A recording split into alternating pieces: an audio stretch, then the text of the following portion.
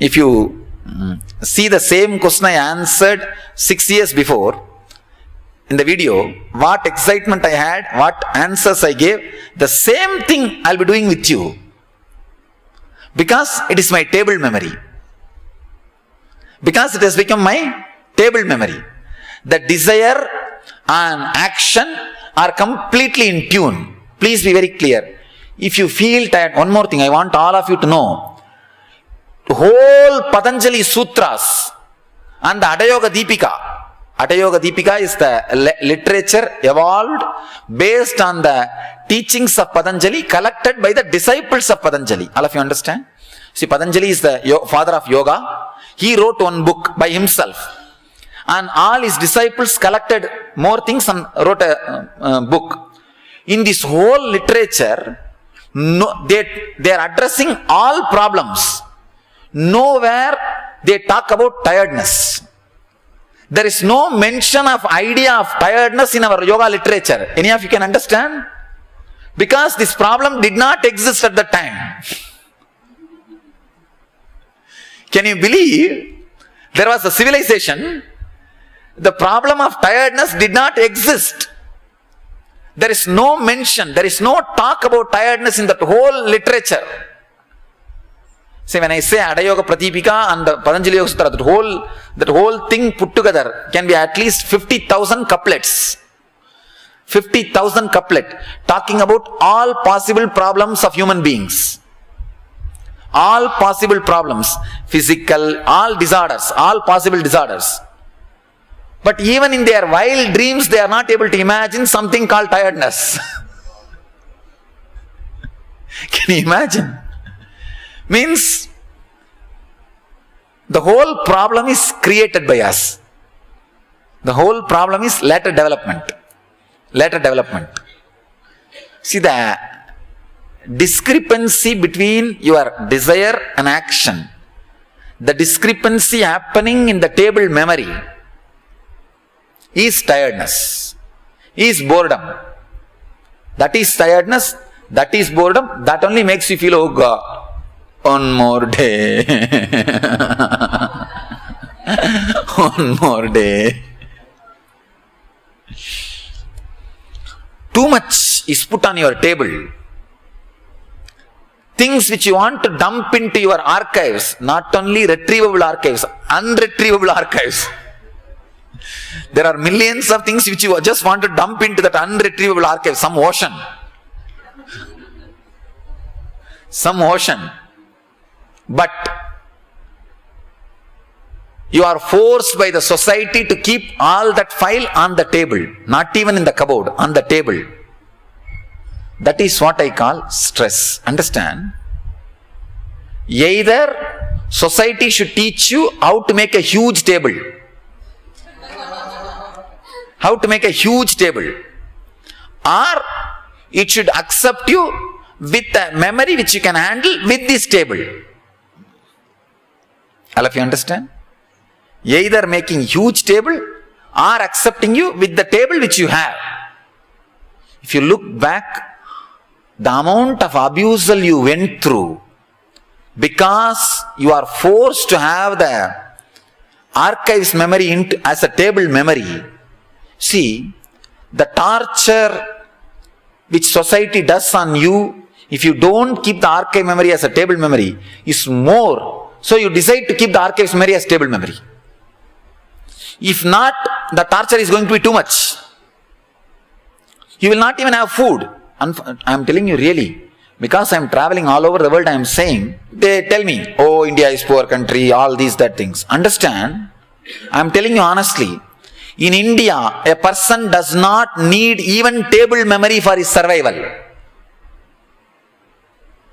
A normal man, he can eat, survive without remembering anything from cupboard or archives or even from the table.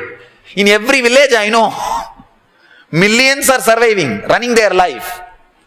But in the so-called developed countries, you cannot survive. You can't even eat and sleep.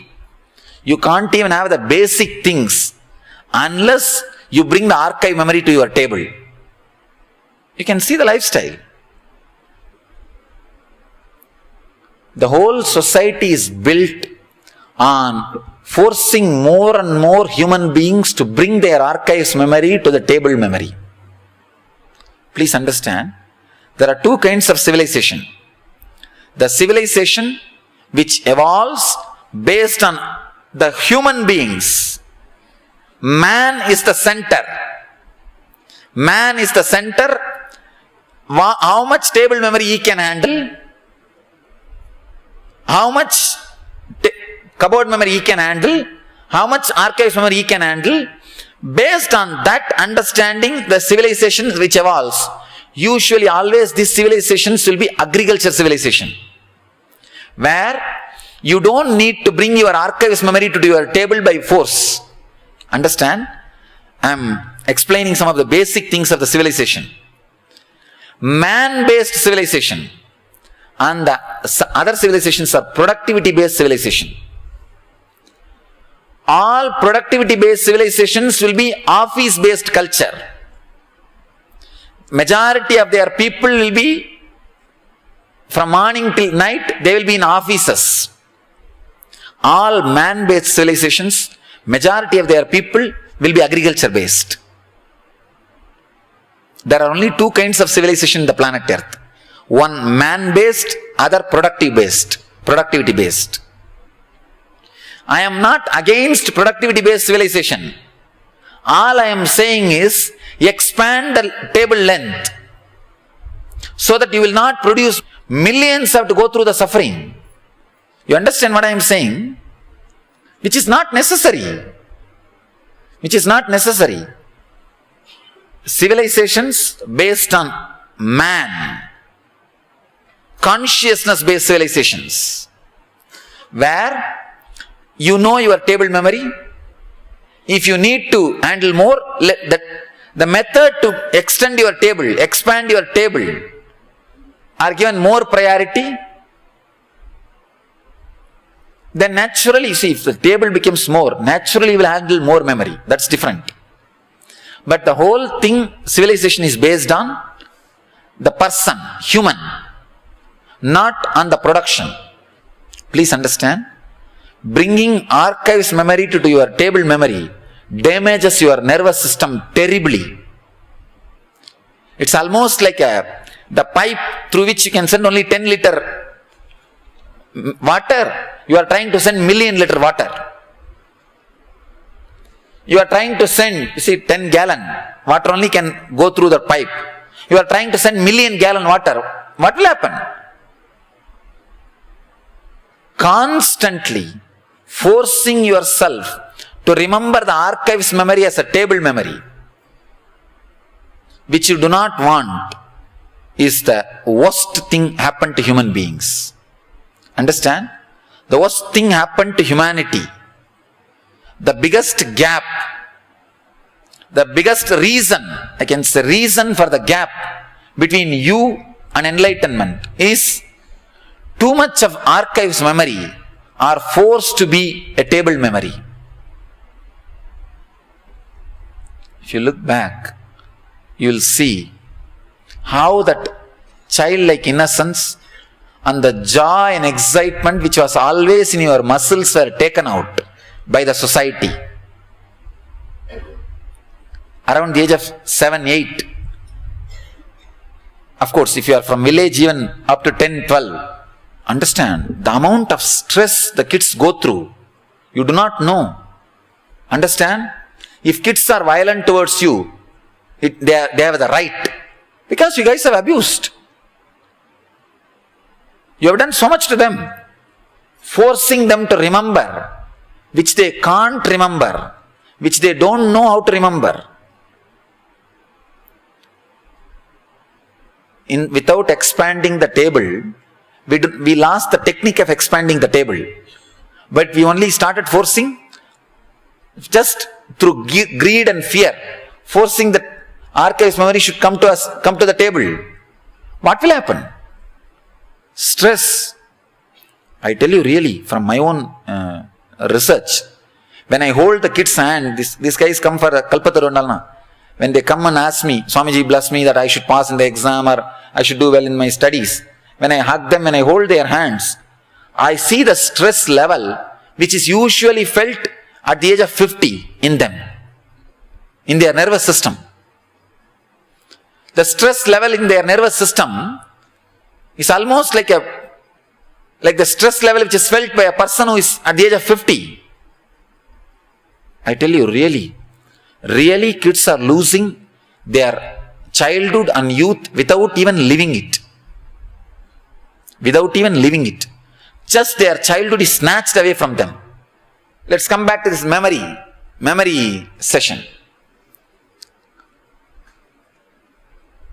Ability to live in awareness without memory is enlightenment. Understand? Living with your table memory. Not bringing your cupboard memory or the archives memory due to fear or greed into your table. Living with your table memory is living enlightenment. Please understand. Almost all our depressions are nothing but nervous breakdowns. You just break down. You don't know what to do. Too much of memory is forced. Too much is in your plate. You are right when you say too much is in my plate. You should start saying now, too much is in my table. Too much is in my table. Decide. You will establish yourself in a space where there is no forced memory. You will function only with a table memory.